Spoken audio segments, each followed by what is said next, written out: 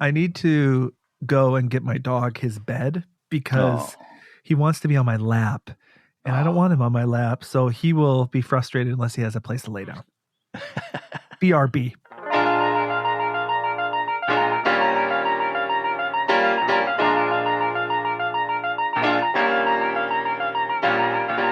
Do you love to travel? Do you love road trips? Do you love finding hidden treasures in towns all over the USA? Hi, I'm Joshua. And I'm Craig. Welcome to Treasures of Our Town. It's the podcast that explores unique and charming towns scattered throughout the United States. Guided by our love for location-based games like geocaching, join us as we venture to some of the country's most intriguing destinations, uncovering hidden gems and local secrets along the way. On today's episode, Josh, ho, ho, ho, ho, ho, Merry Christmas, happy holidays, however you want to spend this time of the year, seeing out the year and bringing in the new mate, bringing in the new year, buddy. Ho, ho, ho, ho! Merry Christmas! That's pretty good. Didn't That is sound pretty good for a sounded- skinny guy like you are now. That's pretty good. I know. It sounded slightly older and more jollier. Exactly. Yet slightly raspy, which is nice as well. They like a rasp voice when you say ho ho ho ho. That's good. It's good. Oh, Merry Christmas! How's that? Have you got much doing the rest of the year, buddy? It's chill. It's pretty chill. Yeah. I'm taking some days off. So I got almost 2 weeks off of work, which is fantastic. Oh, wow. So hopefully I'll do some geocaching. I know I'll do some video editing. Who knows? I don't have a lot in the hopper right now, Craig, for video content. No. So I got to get out there. Like, Craig, I don't even have a video for this Sunday, and it's Tuesday already. No. I know. In the snow, Josh, in the snow. I know. I used all my Germany footage and my troll footage and actually right now I do have some fun footage that just wrapped up, and that is my Cachecraft advent calendar. Oh, I've been watching that. Tell us about the Cachecraft calendar. Yeah, it's an advent calendar. Is it 12 days of Christmas or something? Yes, it's not just an advent calendar. It's a geocaching advent calendar. Wow. And it's 12 days, and Cachecraft cachecraftnj.com. Not sponsor of this show, but Craig, you know them. They put together, I know them. They put some quality stuff together. These are all handcrafted items.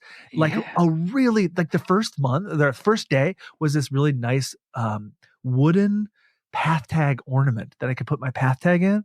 It was cool. I was really impressed. Even the stickers I got, they made them, and they were like super nice vinyl stickers.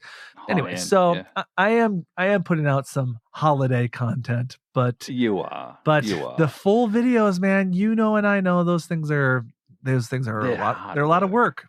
A lot of work. I mean, you could do YouTube shorts in the matter of less than an hour, from start to finish, from getting your camera out to filming to editing and to posting. It's done in less than an hour. Yes. Whereas the long form stuff, mate, it's a long way there. But just turning back again, yes, Andrew and Courtney from cachecraftnj.com, they do great work. Andrew he's a woodworker by trade, so that's what he loves to do.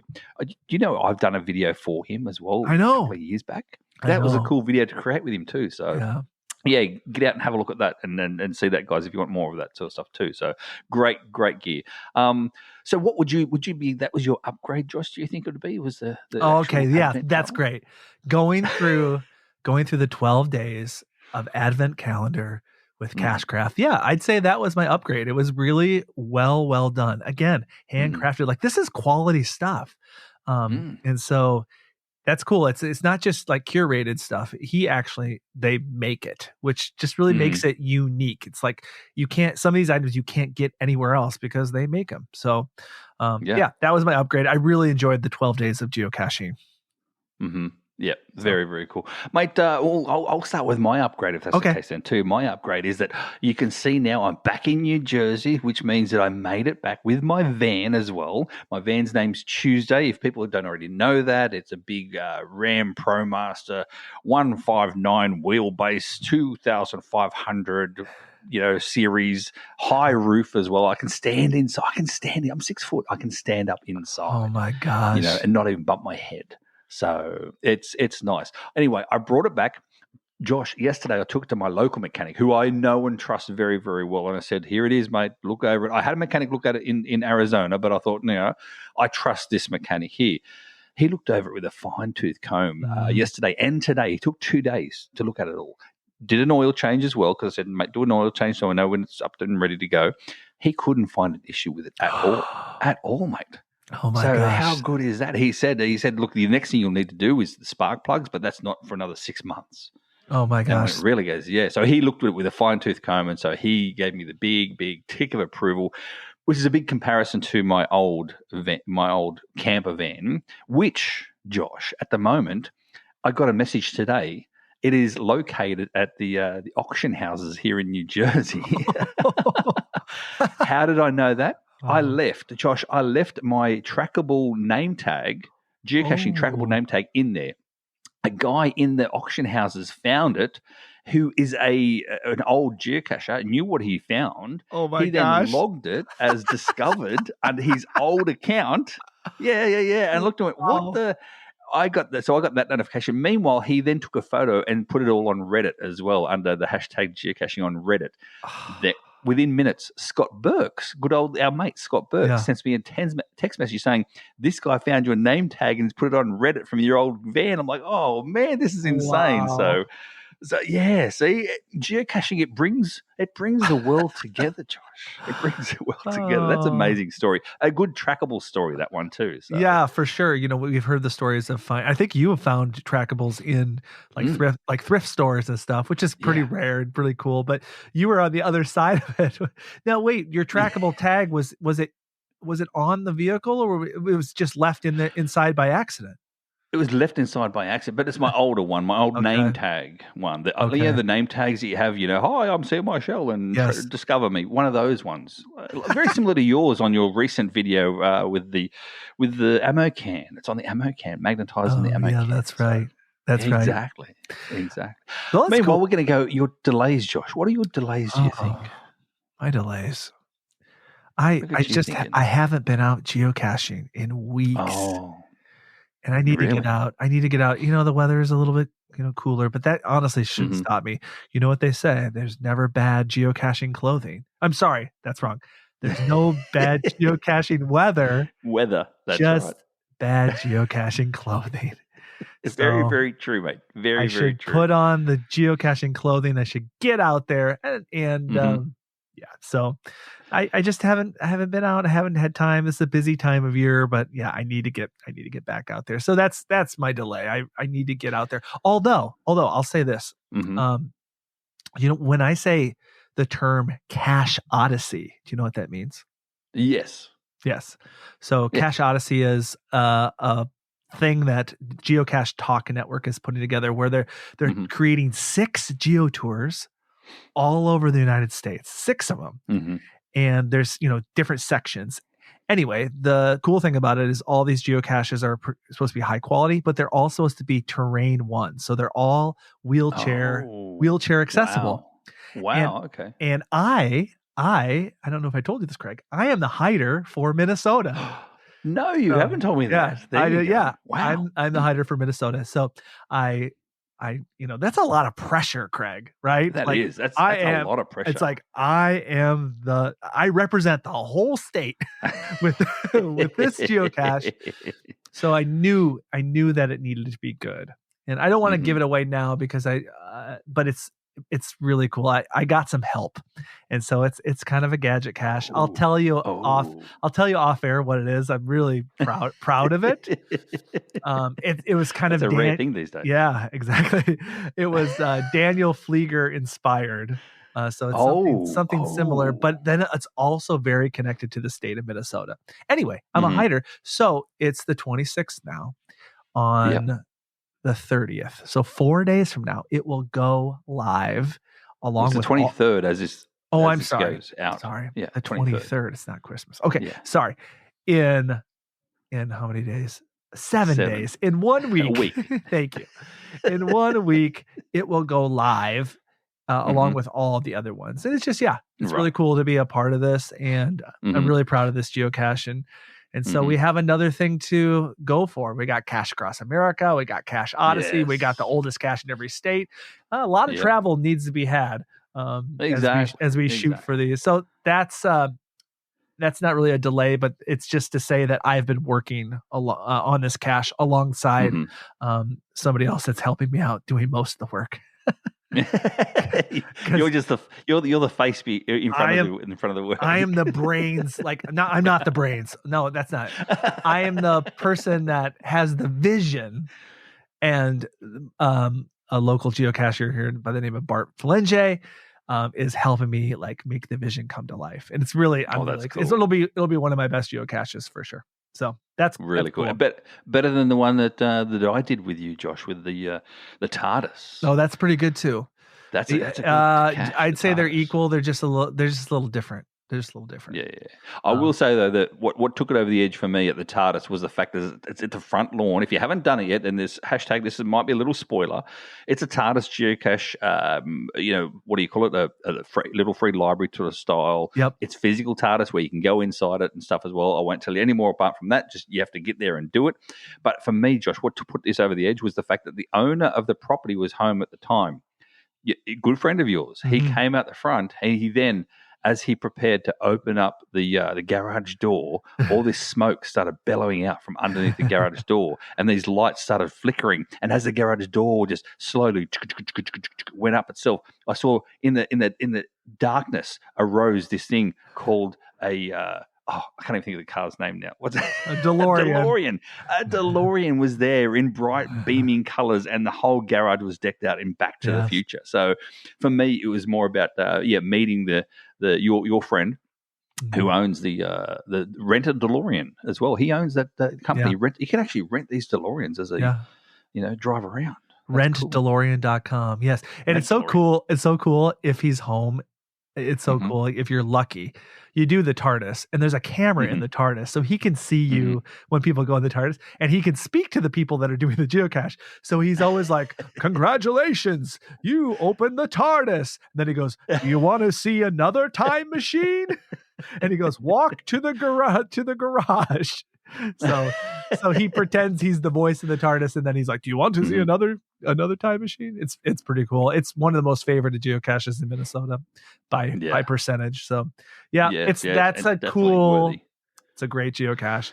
But this one is similar in quality, but very different. So. No, that's fair enough.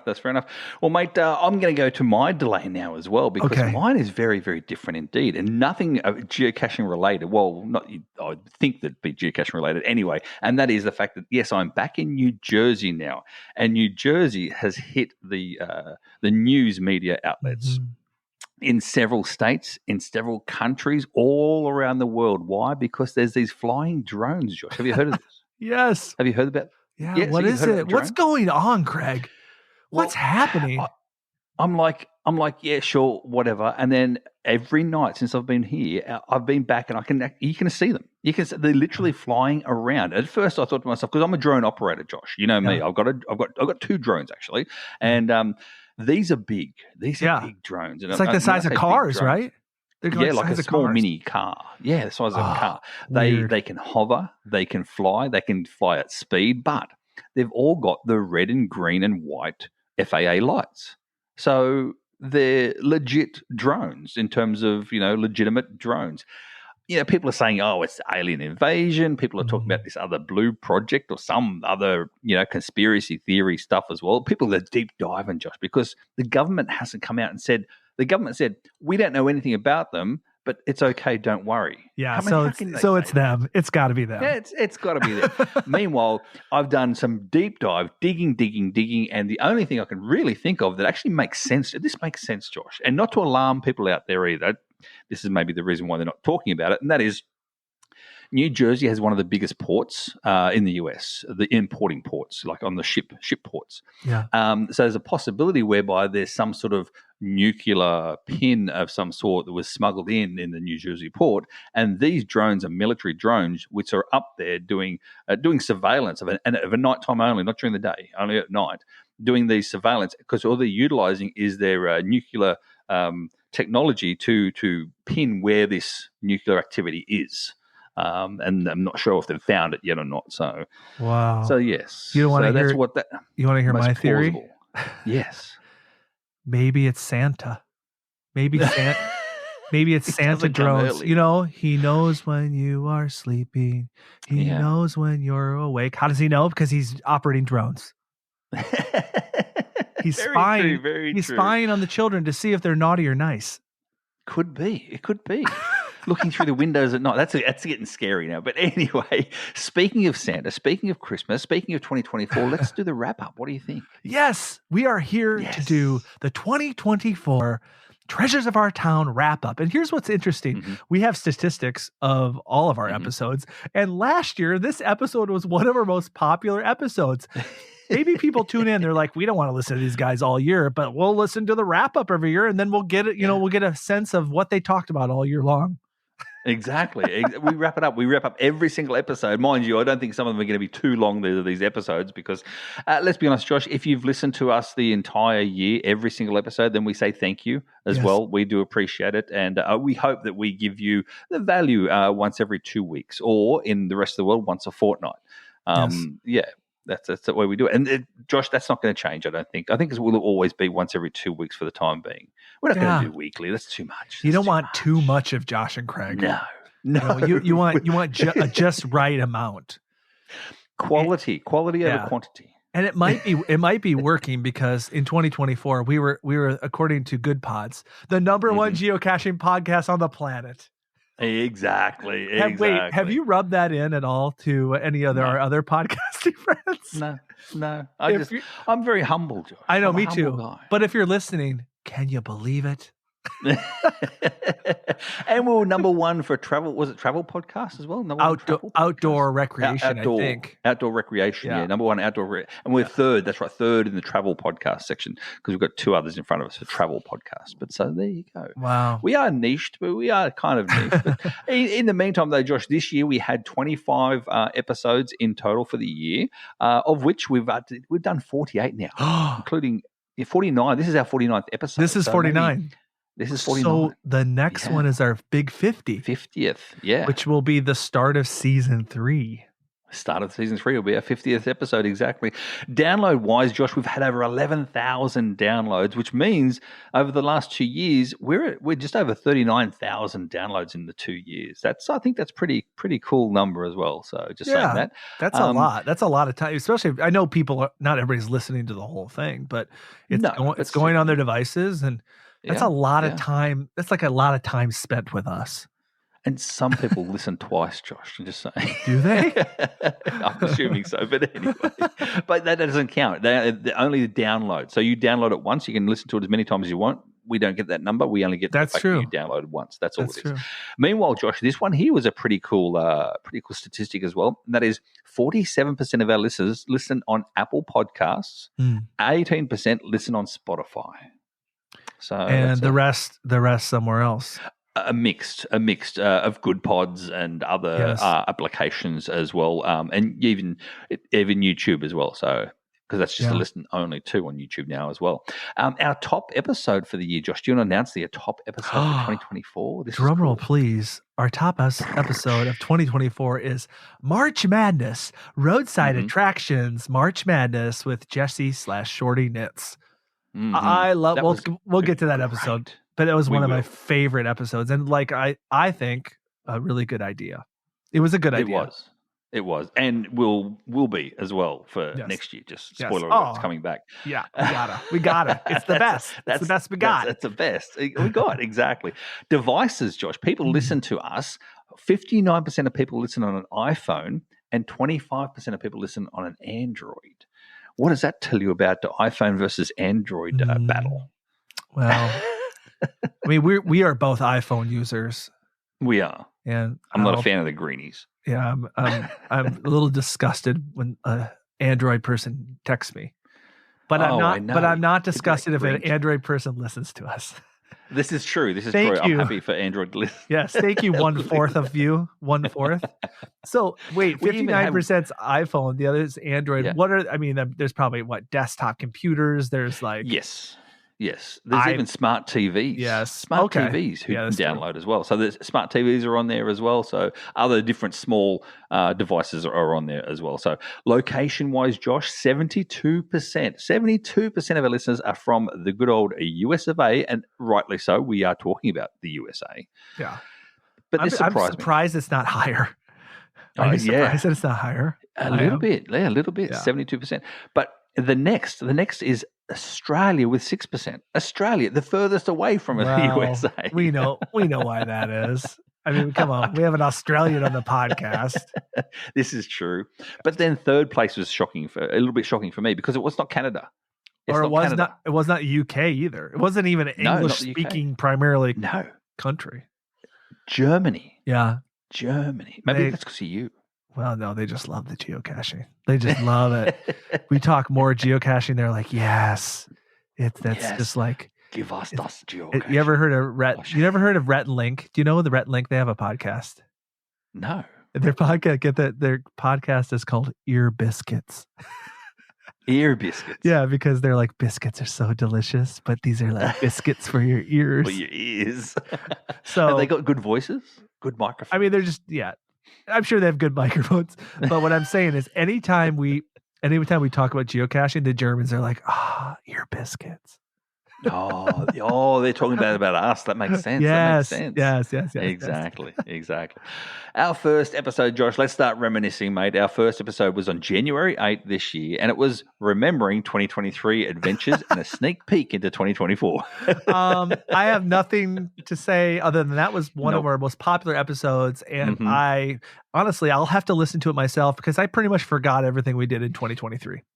I know, because we did a lot, and there's only so much room in our brains that we can handle. Let's be honest. It was a good year. I remember it was a good year because we did so much. We did a lot of traveling together, probably more traveling together in 2023 than we actually did in 2024. Don't you think? Yeah, maybe so. Yeah, so. Yeah, I ran out of money this year.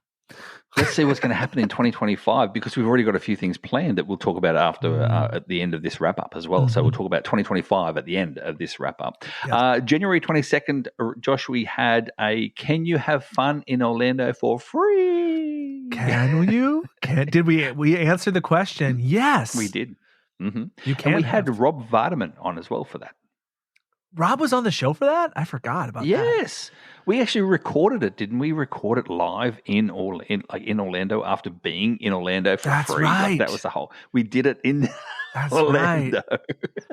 That's right. And so Rob, we talked a lot about Disneyland because, Disneyland can be expensive, but there's the whole idea was like there's a lot to do for free.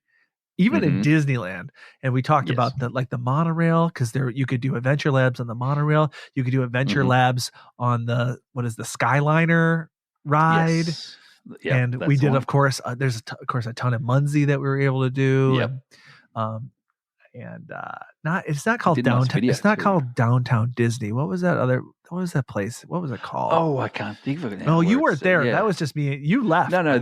No, I remember it because I've been there before, separate to you and Rob, but I had to leave early and then you and Rob went there without me and you smashed out thousands of points in Munsey's as well when you were there. And we also did Adventure Lab and we also met this famous chef named Art something. We ran into him. It was like Rob knew who he was. He was from he's from one of the reality shows, one of the cooking reality shows. Anyway, boy, my memory is foggy. If you're curious about that, you got to go back and listen to that one. Back and listen. Exactly. But we could do quite a bit of fun things in Orlando for free. We were there for Muncie Mecca, right? Yes, Muncie Mecca, exactly right. Yes, which is coming up again very soon, actually. Very, very soon, in January next year as well. So, which I'll be attending, Josh, just saying. So, I'm not sure if you're going though or not, are you? Who knows? I can't. Oh, no. I already have 2 trips planned this year, and the first one isn't until March. Unless something happens, who knows? But who knows? You don't rule it out. February 5, Josh, we had 10 things I love about Fremont neighborhood with Annie Love. Oh man, we did such a great job. We did such a great job naming this episode because the Fremont neighborhood is, of course, in Seattle. It's the neighborhood where geocaching.com is, But there's a lot of the movie shooting locations for the movie 10 Things I Hate About You. So we named the episode 10 Things I Love About the Fremont Neighborhood. Now, how clever is that? That's very, very. I think I thought of it. I think you did. Yeah. You think of most. I'll let everyone know as well. Josh is the person who thinks of 90% of our even 95%, Josh, of our actual titles. Yeah. You do all the title thought process. It's from years of trying to come up with titles for YouTube videos. My brain, I feel like my brain is just trained for it. Yes. And you know what? We don't use AI. We don't use AI. No. I actually, when we let's be real, when we feed it AI or the Buzzsprout, it gives us, after we're done recording, it listens to us. You're listening to us right now. It tells us, it gives us 5 options of what we should name the episode. And I read those typically and I'm like, oh no, that sounds too AI. Yeah. AI is good. It uses buzzwords all the time. Yeah. It uses hidden gems. All these. It loves hidden gems for some reason. AI, ChatGPT and AI loves those words. I think, but in saying that, we use AI for it translates this into script. So it actually makes a full script for people who don't, if they can't listen to it, then they can actually read our words instead. And it does a good job of understanding your English being the USA and my English being Australian. So it does a good job of that too. It does a good job of that. But this is a human podcast. We're real people. It is. We can't be replaced by robots yet. No. Josh, I was listening to a I'm going to go off on a little tangent here. I was listening to a podcast only last week whereby he said, I'm going to throw it to some people. And so he threw it over, the podcast over to this. And it was a man and a woman, and they were talking about a particular subject or title. It might have been van life of some sort. Anyway, they were going back and forth with conversation. And I thought to myself, oh, wow, these guys sound good. I'd want to listen to their podcast. He then come back on and he said, that was AI. Yeah. He did that with AI. There's a script where you can actually, literally like ChatGPT, where he just said, make me a podcast lasting 10 minutes about this subject with a male and female voice. And that's it. And then done. We're gonna lose our job. This is freaky. No. But here's the thing. I experienced the same thing, Craig, because recently, I know you're a Spotify user, right? Yes. So and Apple Podcast. Okay. I use Apple Podcasts for podcasts, but I use Spotify for music. And every year they have their Spotify Wrapped, right? And it tabulates what you listen to, and they tell you. Well, this year it was listen to your Spotify Wrapped podcast. And it was a man and a woman that talked to you by name, talking about all your music that you listen to at different times, and they sounded way natural. It was scary. It was scary.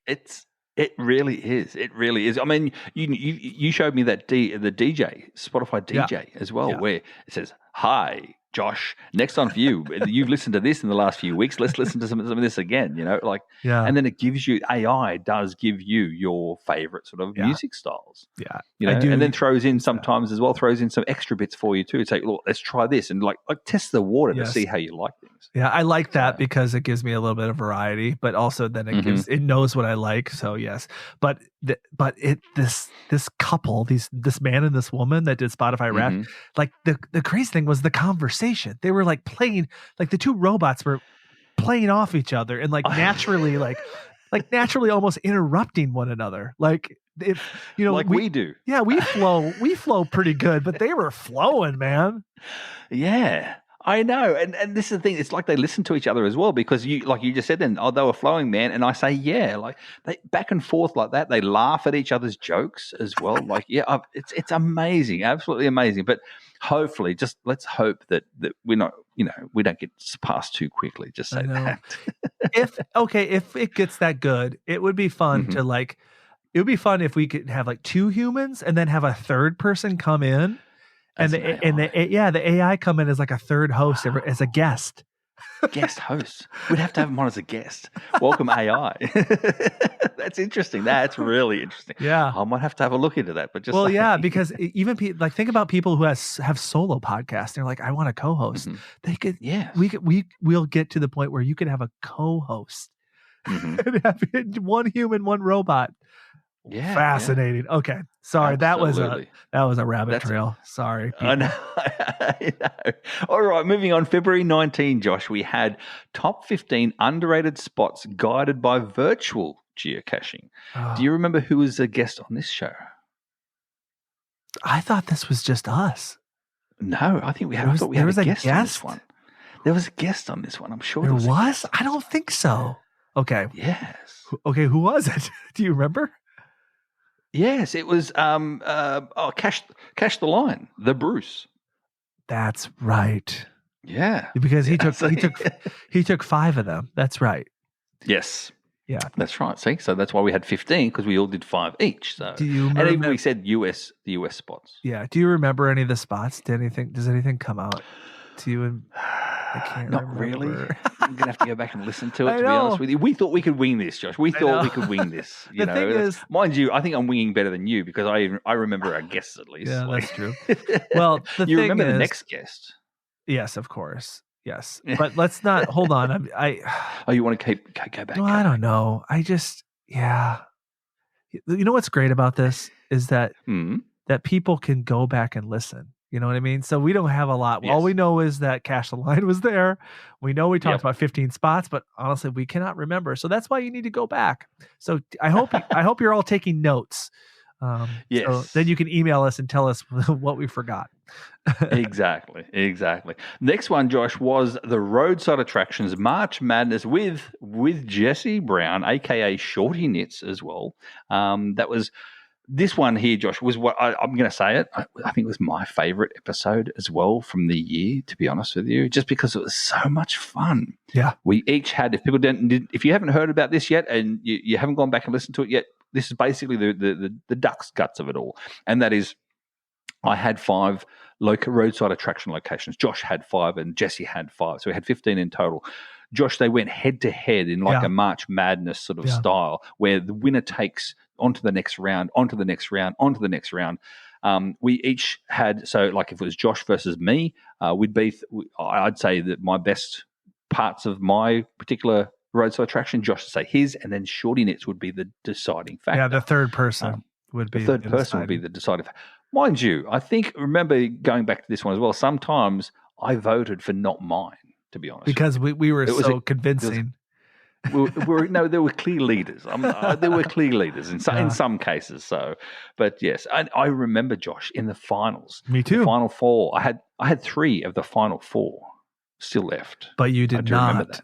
You did not have the champion. I had the champion. No, I didn't. But I remember I had 3 of the final 4. I remember the final 2. The final 2 was yours was the world's largest thermometer, right? Yes. A good memory, right? And then absolutely. Up against the world's largest ball of paint.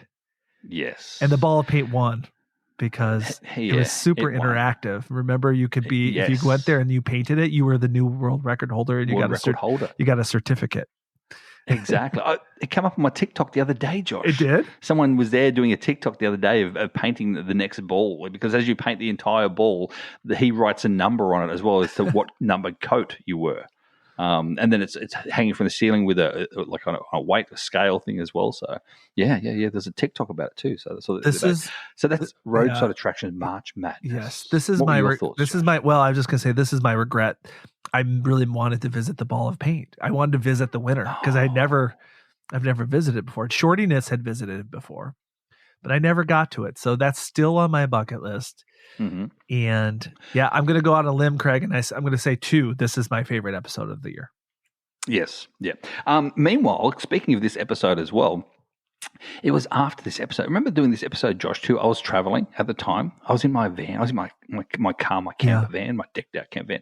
And I was traveling. And as I was doing this itself, I researched one place called the Enchanted Highway. That's right. In North Dakota, the Enchanted Highway. I researched it and I thought, this looks really cool. I told, Jesse what it was. Jesse never heard of it. You hadn't heard of it before. Mm-hmm. Jesse thought it was really cool. And so a month after that, Josh, I was going through North Dakota. Josh, guess what I saw? A sign, Enchanted Highway. Guess what I did?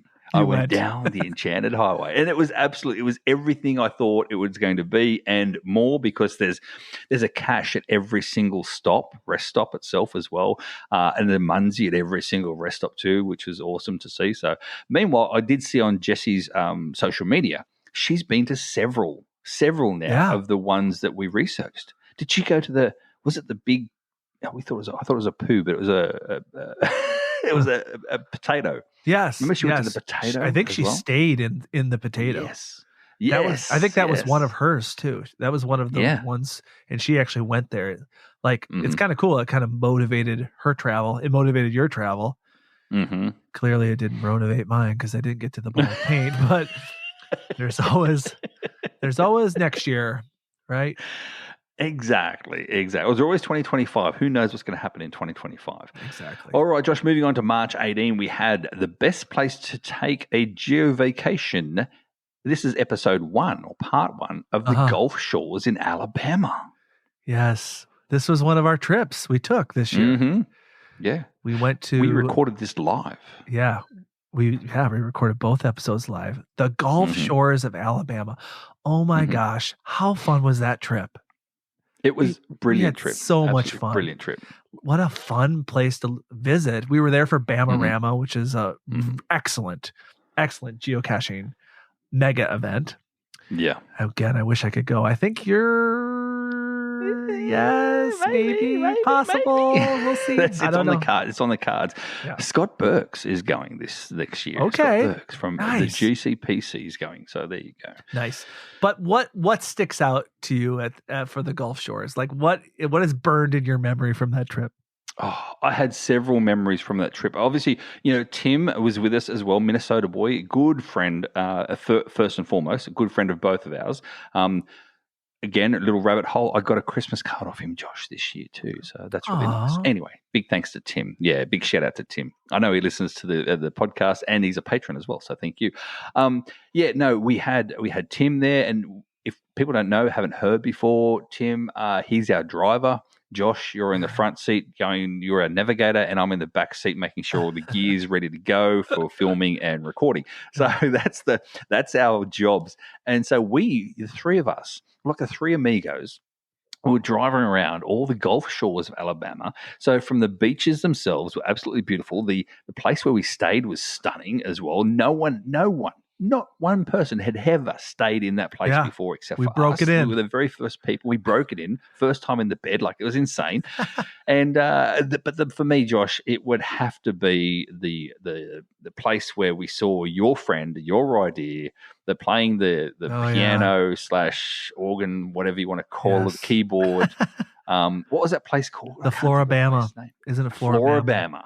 Floribama. It's on the border of Florida and Alabama. The coolest, largest sort of dive bar. It has like 4 concert venues in it.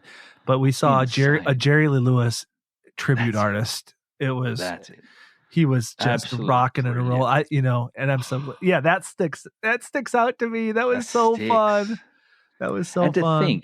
And to think, okay, people, you probably heard me say this before. You definitely heard me say this in the actual show, these episodes as well. And that is, here we are, Josh, myself, and Tim. We've been out the entire day. We've been caching. We've been mingling with people. We've been filming. We've been videoing. We've been doing all these different things. We go to Buc-ee's as well to take Tim to his very first Buc-ee's. Went to Buc-ee's and had a brisket burger, or no, what do you call brisket sandwich? You call them here. On the hood of the car, like you do at Buc-ee's. The only place to have it. Tim was blown away. Nowhere to sit. But anyway, and then Josh, traveling back, we were all a bit lethargic. Yeah, we were bushed. Tired. We were tired. We were bushed. We're getting to, I'm 50 next year. So we're sort of like, and Josh, you're like, I want to see this guy. I'm like, okay, let's just do it. And then you said, we'll go for one song. Yeah. That one song lasted his entire set. We stayed for all 3 sets. Yeah, the whole time. We were basically there for like 3+ hours. It energized us, to be honest with you. It was so fun. You were grooving. You were dancing in the grooving, man. It was like a party. It was so fun. Yeah. My entire body was dancing. Josh. Oh yeah, it was so good. Yeah, and we visited the home of the throw and rolls for the first time. Remember that? Yes, That was yes, so fun. yes. Oh, we played. Oh my gosh, we played pinball at Captain something's pinball. That's right. The pinball. We had we pinball. rode the go-karts. Go-karts at the go-karts. Yes, we had like seafood. We had yeah, you said the beach. The whole city was filled with gadget caches, like good gadget caches, filled to the brim. Yeah, and a lot of them were like inspired by like Daniel Flieger stuff that like he saw in my videos, which was kind of cool to see. That was cool. We met San Marcos, who is just like one of the guys that there were so many things. Yeah, and that cabin, like the park that cabin was in. First of all, it was like the nicest cabin ever, but the whole park was filled with geocaches. And there were free bikes that you could just go all around. Yeah. And oh my God, so much, Craig. And then we went to all those like big things. Remember the lady in the water? Oh, that's right. The mysterious lady. And all you saw was basically you saw this lady in the water from her neck up. Yeah. And then you saw two knees like sticking out in between. So she was like sitting down in the water with her legs up. And her legs were wide open. It's really weird. It was the naked lady. Well, we think she's naked. We don't know for sure. But assumed. We didn't see any clothes. She's having a bath. Yeah. No. And then the dinosaurs. The dinosaurs. And then the Bamahenge. Which was a replica of Stonehenge in Alabama. Oh my gosh. Now I'm so glad we're reminiscing because wow, that was a great one. That was a great one.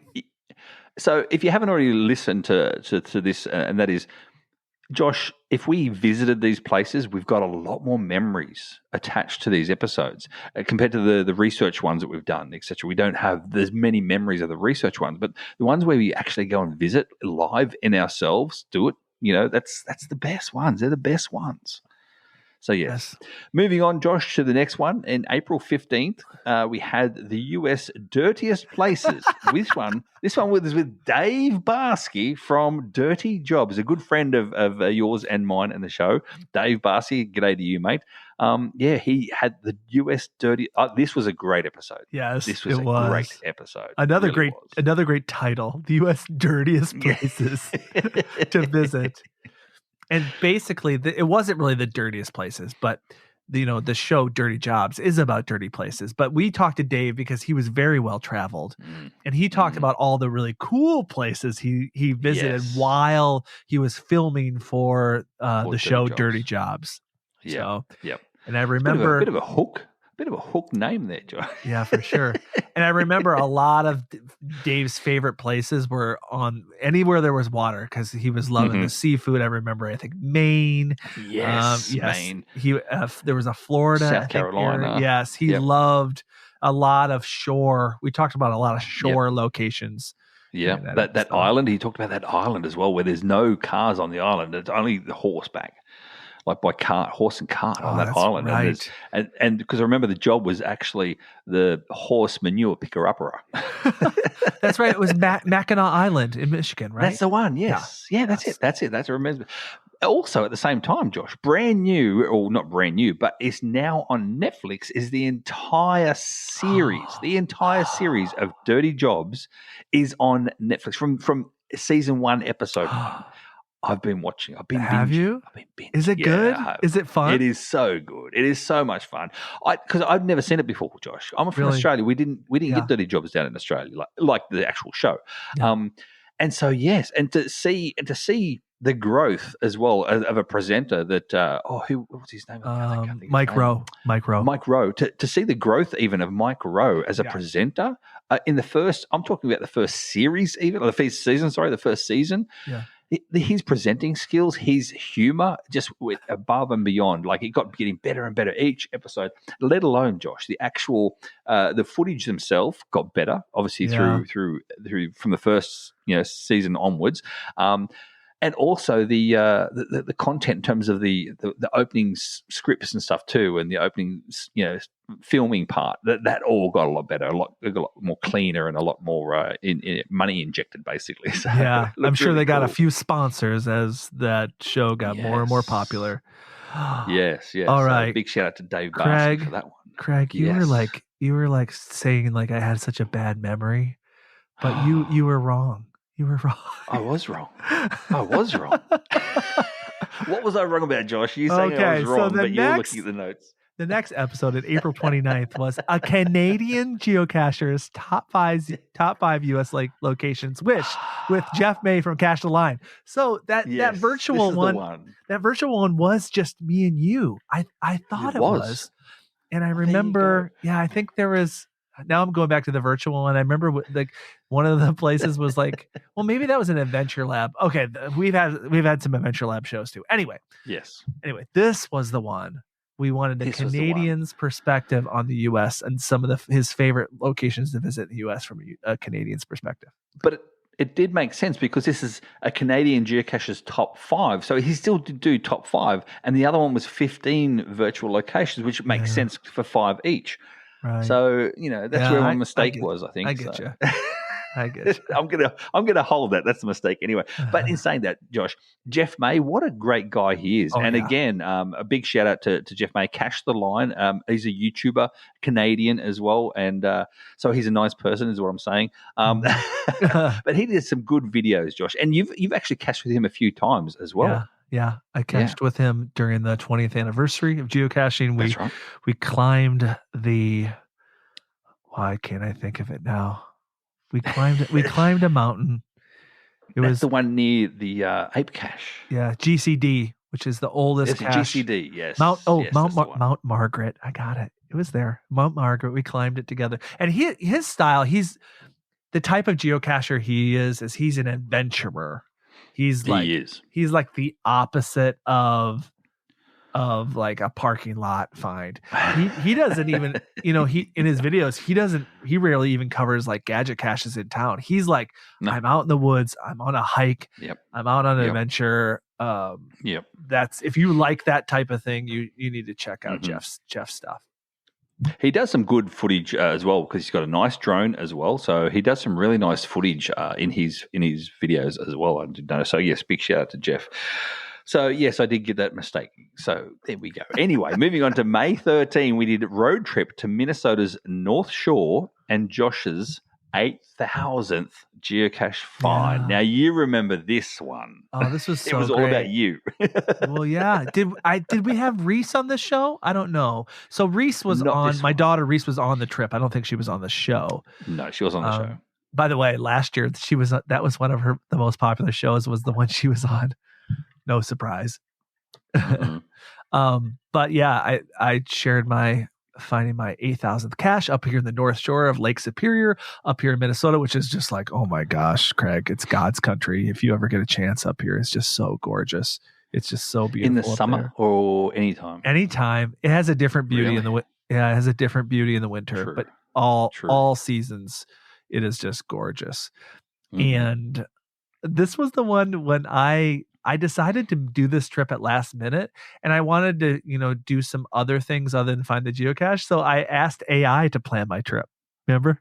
Oh, remember? That's right. Yeah. I was like, I got this many hours. Give me a couple of great places to eat and a couple other cool hikes. But then I made it very clear I want to find this geocache in this city, and it just made me an itinerary, and I followed it to a T, and we had a great time. Thanks to the robots.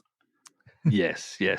And Josh, now correct me if I'm wrong, and it may possibly be. It's not in the notes, and we didn't do research, but I do believe that we actually recorded this live in your dining room table, didn't we? I was there to celebrate your 100,000th. Was this in person? Surprise! Oh my gosh! Was this the one we were in person? I think. Well, there was two because we recorded two, one after the other. Remember? That's right. Because we did the next one across from my table, and I think you'll notice it because I remember we had a really good flow because it's easy to kind of we're doing this virtually. If you didn't realize, we're not surprise, we're not sitting next to each other. We're across the country, and it is easy to kind of step on one another, in a virtual sense because there is probably a millisecond of delay, something like that. But 100%. But we were flowing anytime we're in person. So yes, I remember that. It was a great trip. 8,000 caches. I just looked right now. I have 8,433 caches. So I've done since May 13th. I've done 433 caches. So I'm on my way to 9,000. I'm not a power with a capital P cacher like you, Craig. Me, I'm not one either, to be honest with you. Well. Josh, last month I checked because this comes out on the 23rd. Last week on the GCPC, which I'm a co-host of as well, we do our wrap-up show as well for the GCPC, in which we tell everyone our statistics as well. And I got over, I think it was 1,400 fines for this year. But Josh, I only got four fines in November. That's it, 4 in the entire month of November. How many munsies did you get that month? 4 million, 4 million points at least.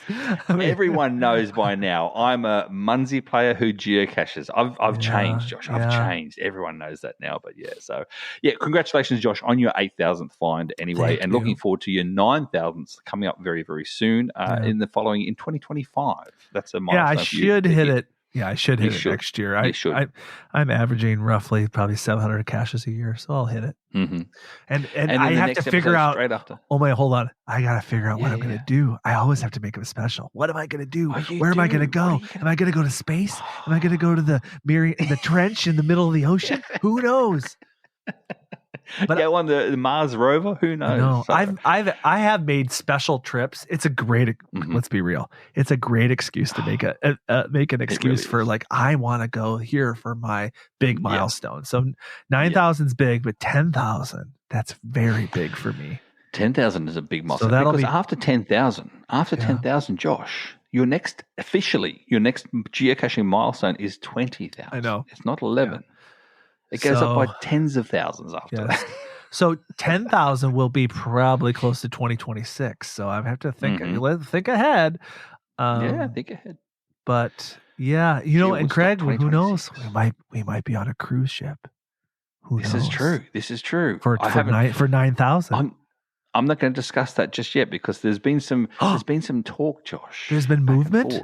There's been movement in the cruise ship. There's been waves hitting up against the bow. Oh, are we going to talk about this offline or off air?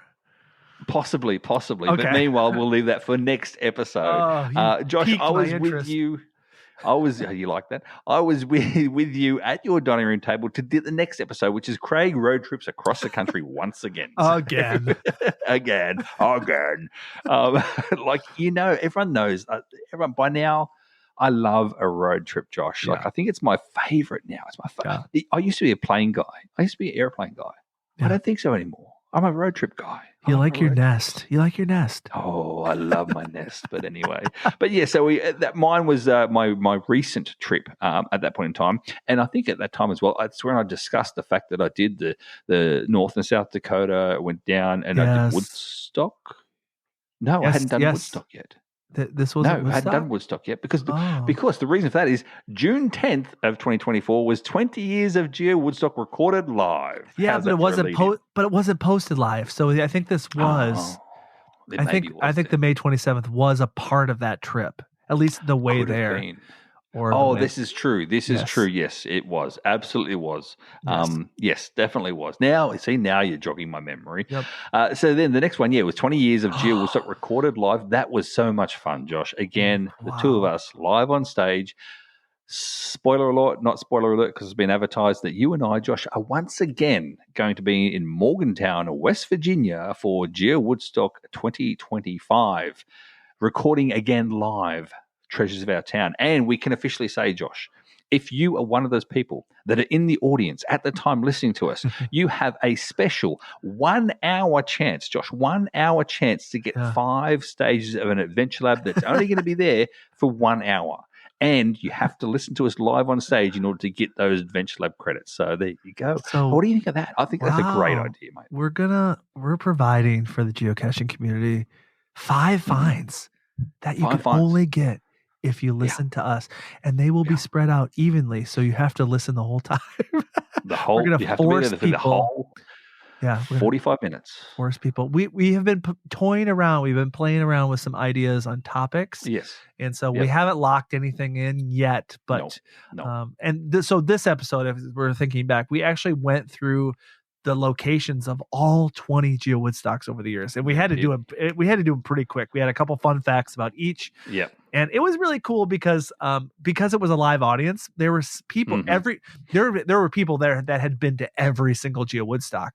So it was fun to get reactions, like live reactions of people that I was at that one. I was in Owensboro. I was in St. Louis. I was in Denver at 14er. That was just fun. And we love these live shows because they're interactive and we get to I get to roam the audience like Oprah Winfrey style. Yeah, you did. Except you weren't giving away cars or anything like that. So Adventure Lab for you, Adventure Lab for you, Adventure Lab. No, we're giving away stuff this year. That's exactly right. Find. You get a find, and you get a find. That's what I should do that. You get a find, you get a find, you get a find. There you go. Exactly. So meanwhile, I'm going to put it out there as well, Josh. Contact us, I shouldn't say people, but contact us, listeners. If you have a thought or an idea or something you want Josh and I would be a great topic at a Geo Woodstock live performance show, recording, whatever you want to call it, let us know. Reach out to us at Treasures of Our Town podcast at gmail.com. It has to be like the perfect intersection of travel and geocaching. Like that's the key. That is. And it might need to be semi-relevant to the event, maybe the area. We're probably going to do a separate podcast because we always do this, a separate podcast on Morgantown.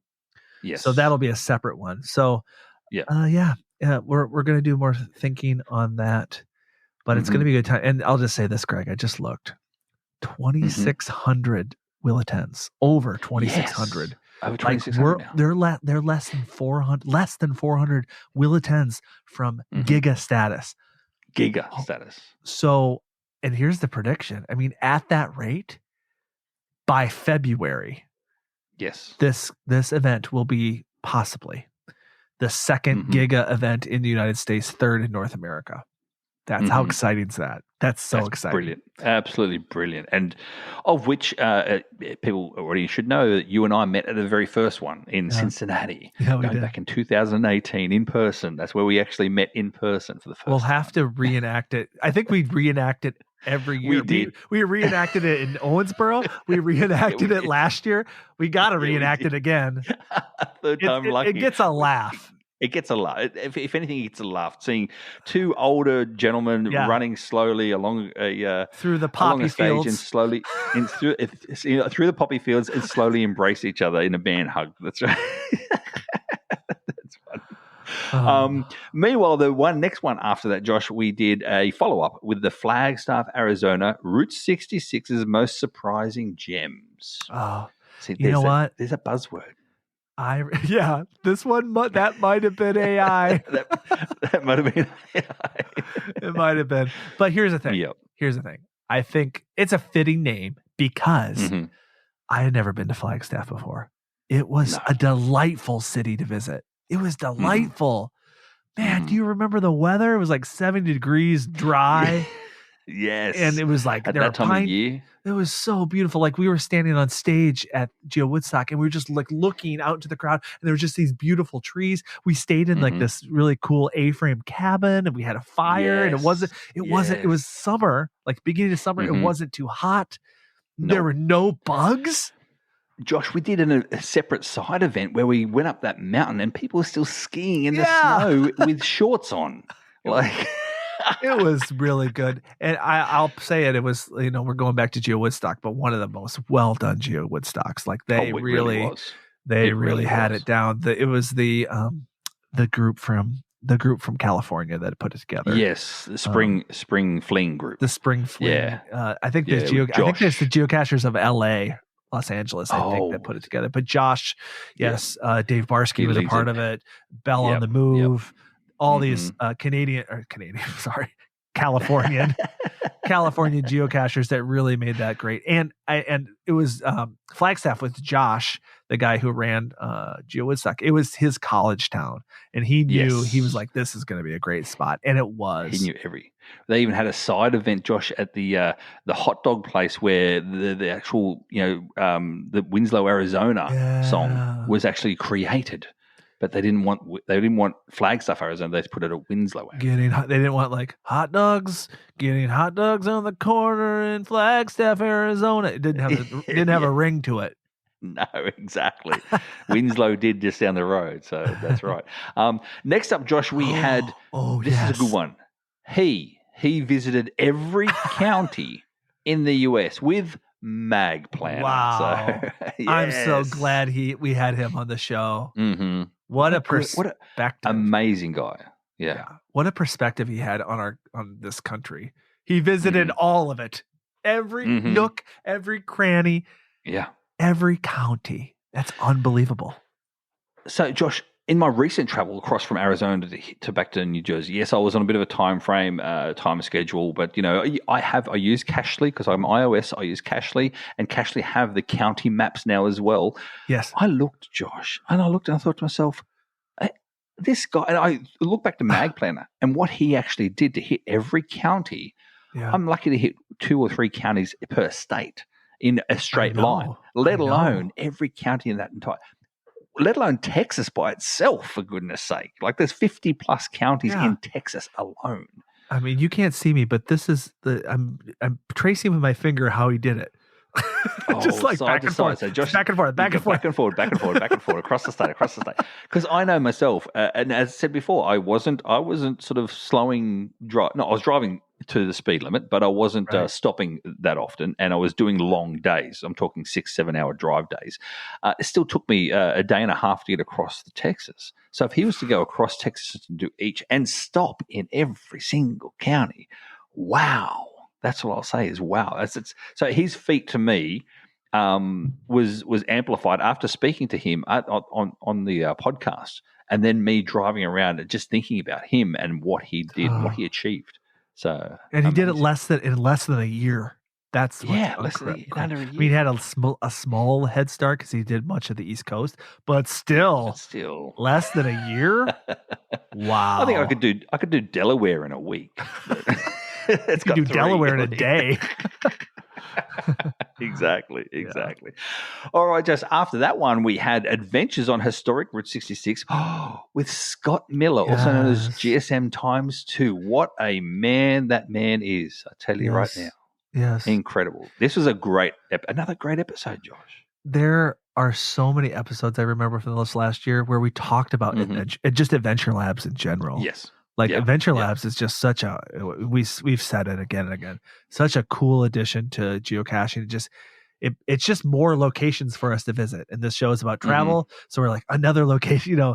It's just more ways to point us to interesting, cool destinations and cool, interesting things and roadside attractions. And there's nothing cooler as far as roadside attractions go as Route 66. And so Scott had completed the whole thing, and he did all the Adventure Labs. On Route 66, and a project that he put together himself. So if you are curious about doing Route 66 and you didn't listen to that episode, it would be that's a great listen. It's a great listen. And the guy, Scott himself, he has got so much knowledge about, because Josh, he did, when you said before, he curated the Route 66 Adventure Labs. He did. And in doing so, he researched each one to a certain degree as well. So he really knows his stuff about Route 66. For sure. That was great. Exactly. Moving on to August 5, we had bizarre, quirky, and totally fun adventures in the Midwest with Jack Norton from Jack and Kitty, is it? Jack and Kitty, yeah. Yes, there we go. Very cool. They put together a book about the bizarre, quirky, and totally fun adventures in the Midwest. So he had a lot of insight. I really wanted to have him on the show just because he had some insights of some places, and he brought up some places that I had never heard of, and I've lived in the Midwest pretty much my whole life. So it was fun that he picked a couple that we hadn't even heard of or talked about, and I think some of them that he brought up would be possibly good candidates for the 2025 March Madness Roadside Attractions. Oh. I might have to take a look at his book to just get some ideas so I can repeat. Exactly. Yeah, no, very, very fun. And I remember because I didn't actually know he was your guest, Josh. You invited him along, and so I didn't actually know of him until the show itself. Such a nice guy and a funny guy too. I will say his humor was at my level, which is like real dad joke sort of style too. So he was really cool sort of guy. A lot of puns, and his accent. He had that Minnesota accent. The Minnesota nice. You betcha. He talked like this. Yeah, it's almost across into Canada slightly. Yeah. We have kind variance. we have a Canada tinge to us, depending on how far north you go. Canadian tinge, exactly. So yeah, thank you to Jack Norton for that one. It was a great episode. Moving on, Josh, to August 19, we had top 10 business travel tips with Anthony Pizzuto from Geeky A Go-Go, the podcast. This is your friend. This is my friend now. You invited your friend. I'm allowed to invite my friend. So yes, Anthony was my friend. And Anthony is a businessman through and through, and he works for, what's it called? Wyndham Hotels. Yep. Predominantly, what's it called? Days In he works for. And so he travels a lot with work all over the States. And he's a non-geocacher, this guy, as well. He knows of geocaching. He knows I do it. Same with Munsey, but he doesn't do it himself. So this was really a travel show, this one, the travel episode, and in regards to what you can do and your best travel tips whilst you're traveling for business alone. Some great tips he brought out too, just saying that too, for all our professional listeners out there. Yeah. Yeah, he did have a lot of great tips, and he was a fascinating guest because he's on a podcast again called Geeky A Go-Go, and he's just like, he's deep in the pop culture stuff. The dude cosplays as the Undertaker from WWE. You remember? And he was like, he has a Darth Vader. I mean, he's a tall dude. He's tall. Yep. He is. He's 6'2", so he's taller than me. So, and he's the one too. He's got another YouTube channel out there as well, made by AP, Anthony Pizzuto, made by AP, and what he does is he shows people how he makes these things, whether it be his cosplay outfits, or whether it be fixing a bathroom sink, toilet, or whatever it might be. So he does all that sort of stuff as well.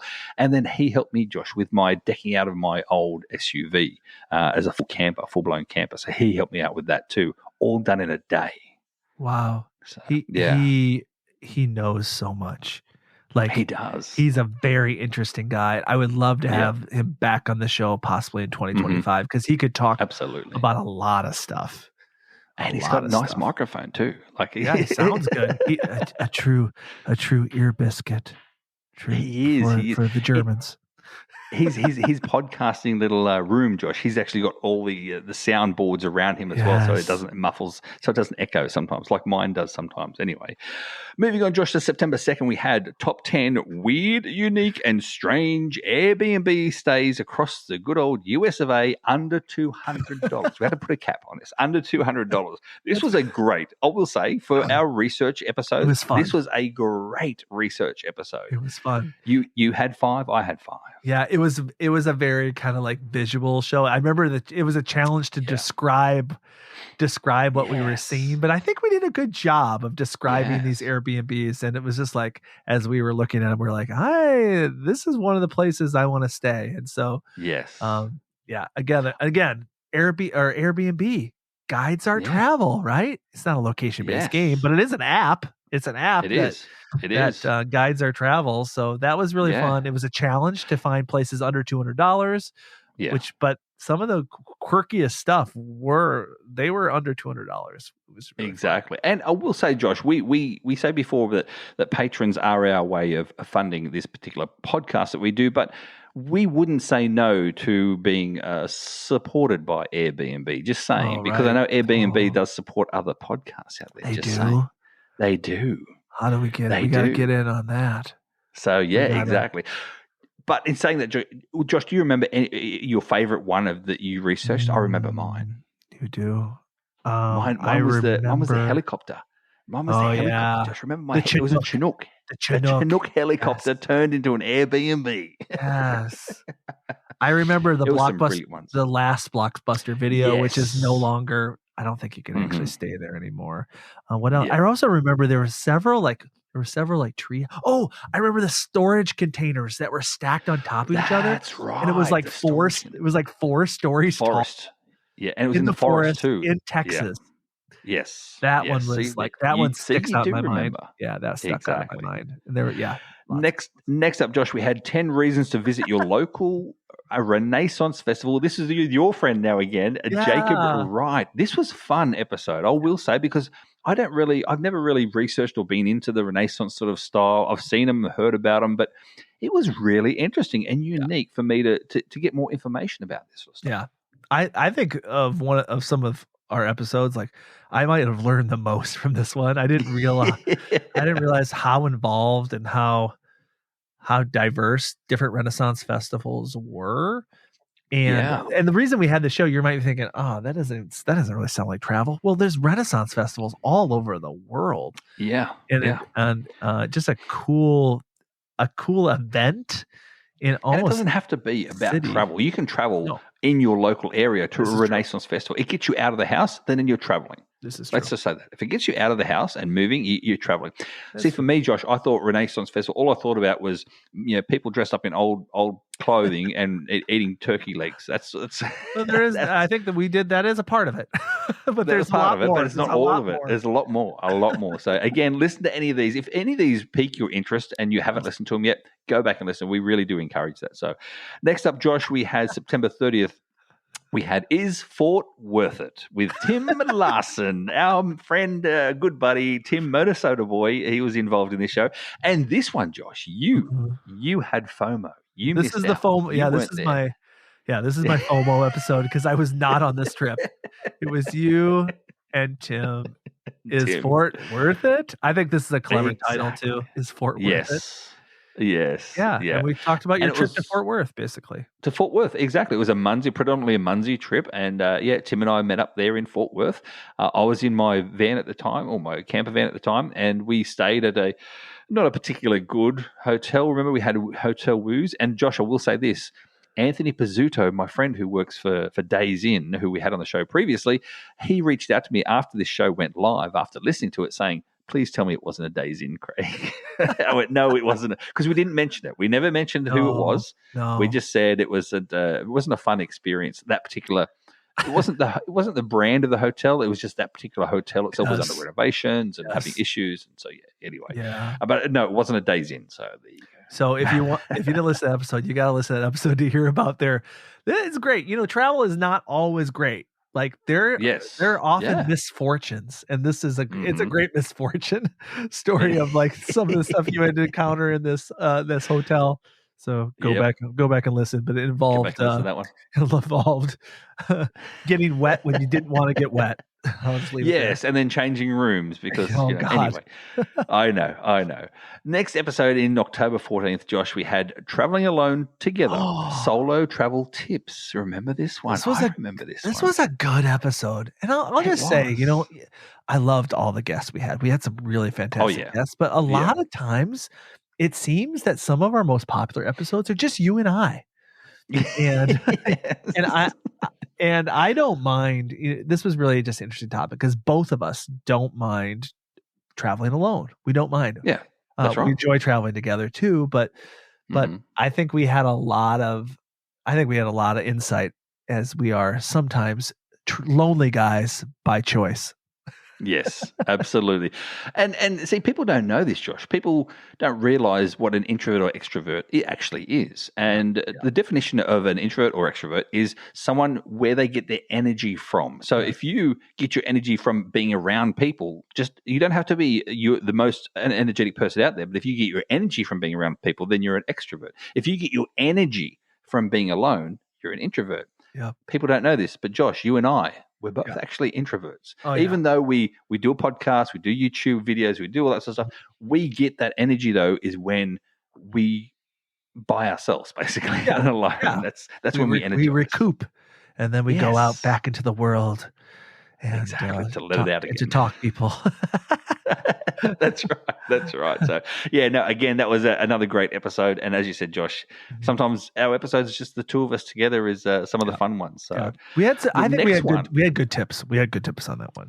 we had great tips on that episode. Absolutely fantastic for solo travel tips. Yes, they for were. sure. Next one, this one, Josh, we may do this every 6 months or so, and that is a traveler spotlight. Now, this traveler spotlight was on the TikTok creator Emmeline Childs. Yes, that you brought along to the show. Yeah, she's a very popular TikToker, but she travels quite a bit for work and for pleasure. And this was kind of like, it was a great conversation with her. She's delightful. She was very fun to talk to, and I just think everyone's a traveler. So I think this is something that we might do from time to time, where we just bring a person on that enjoys travel and just have a traveler spotlight where we ask questions about their experience in their travel and their history with traveling. Because a lot of people have different insights, and Emmeline had a lot of great stuff to say about her travels. So She did. And she wants to go to Australia too. So I was giving her some tips in Australia. So when she travels overseas to Australia. Next up, Josh, on November 11th, we had top 10 adventure labs across the USA. So adventure labs again, Josh. We had more adventure labs episode than what we thought. Yeah, we had a lot. Well, the one was 15 virtuals. This is true. The virtuals. This was 10 adventure labs. However, like even that Florida episode, with things that were free in Florida, that was adventure lab heavy as well. We had Route 666 was adventure lab heavy, but we wanted to just have like, what are some of our favorites? So I remember this. It wasn't that long ago. We picked ones that we had actually done. Like that we had experienced personally, because we wanted to speak from personal experience. And we've done some pretty cool adventure labs. So this is a first-hand account of 5 from me, 5 from you, of our favorite adventure labs across the United States. And now as well, if you're actually a geocacher and you're listening to this, with the new rules, Josh, about adventure labs, whereby you can actually get yourself assigned an adventure lab if you've qualify for one, and you're thinking about putting it out there, you know what? Go back and listen to that episode, and you'll hear the types of adventure labs that both Josh and myself really enjoy, and to get some ideas about, okay, where am I going to place this adventure lab where it's going to get the most enjoyment, not just the 5 finds, and there's some good tips for hiders out there too, because there's going to be more and more hiders now too saying so. Yeah, they're just a diverse ways of hiding it, like using all of the tools that adventure labs have, like go to a location, which opens up a video and you can answer the question based on the video, or movie locations where you can actually watch the movie location when you're at the spot. Like the way the app interacts with the real world and how you get a answer for the adventure lab. Like, yes, I think there's some really good ideas there for people that want to hide really good adventure labs. For sure. Exactly. And then again, if you're looking at hiding a cache, a bonus cache as well, we know you can't give a favorite point to an adventure lab, but if you have a great time at an adventure lab and then there's a bonus, and the bonus matches the adventure lab, it's more likely to be the favorite point. Yeah, so for sure. That's just my opinion. Hey, anyway. I wonder if we should have a bonus cache for our podcast. Oh no, we wouldn't be able to have it because we're not there to maintain it, Josh. It's got to be there for the long term. I'm sure we can find somebody. And the adventure lab has to be there for more than an hour. The adventure lab has to stay there the entire time. You can't have a cache that's placed for an hour.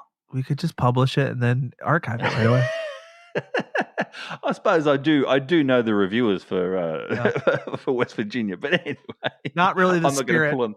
Yeah, not really the spirit of geocaching. Not the spirit of geocaching.